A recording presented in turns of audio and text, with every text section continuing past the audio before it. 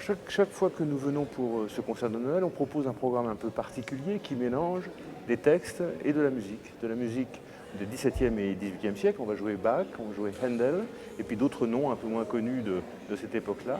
Et puis entre les pièces de musique, je vais lire le très joli conte de Perrault qui s'appelle Cendrillon ou la petite pantoufle de verre. La marraine ne fit que la toucher d'un coup de sa baguette, et en même temps ses habits furent changés en des habits de drap d'or et d'argent, tout chamarrés de pierreries. Elle lui donna ensuite une paire de pantoufles de verre, les plus jolies du monde. Quand elle fut ainsi parée, elle monta en carrosse. Mais sa marraine lui recommanda sur toute chose de ne pas passer minuit, l'avertissant que si elle demeurait au pas un moment davantage, son carrosse redeviendrait de citrouille, ses chevaux des souris, ses laquais des lézards, et que ses habits reprendraient leur première forme. Alors c'est un rendez-vous extrêmement important. On joue ici depuis, je crois, une quinzaine d'années, mais il faudrait qu'un jour je compte avec nos archives le nombre de concerts qu'on a pu donner ici, c'est que ça devient important. À l'époque, Bernard Defoy, le maire de Saint-Martin-en-Campagne, nous avait invités et cette tradition a perduré et ce concert, c'est toujours un peu en pensant à lui et à tout ce qu'il a fait pour le village. Alors le public qui se présente ici est un public extrêmement mélangé. C'est des gens du village, évidemment, de Saint-Martin-en-Campagne, qui, d'année en année, ont pris l'habitude de venir ici.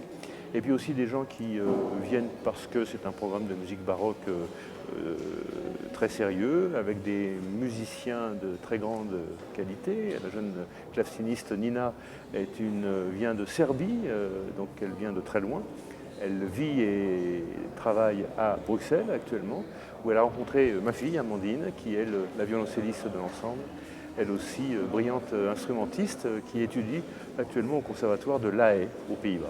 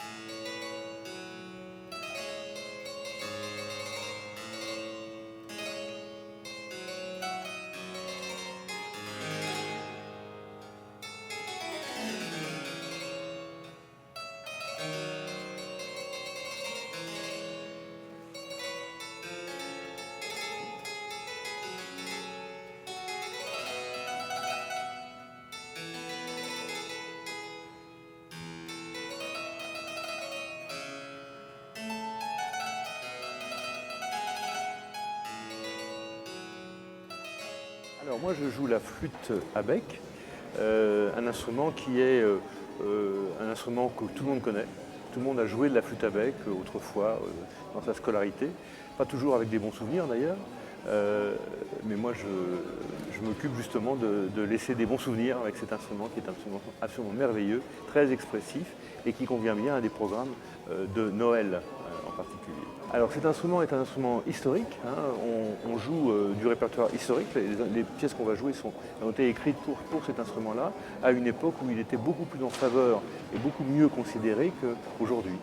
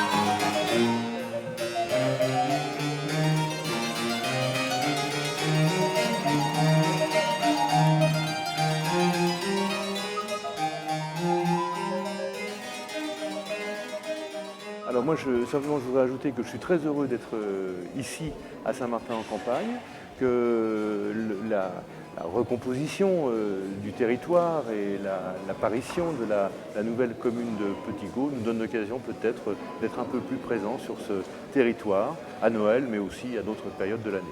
J'ajouterai aussi que vendredi, donc hier, nous étions à l'école primaire de Saint-Martin-en-Campagne, à la rencontre des CE1, CE2, CM1, CM2, pour une petite animation avec le clavecin. Alors je vous laisse imaginer la surprise quand les enfants ont vu arriver ce clavecin dans la salle informatique de l'école, quelle surprise ça a été pour eux.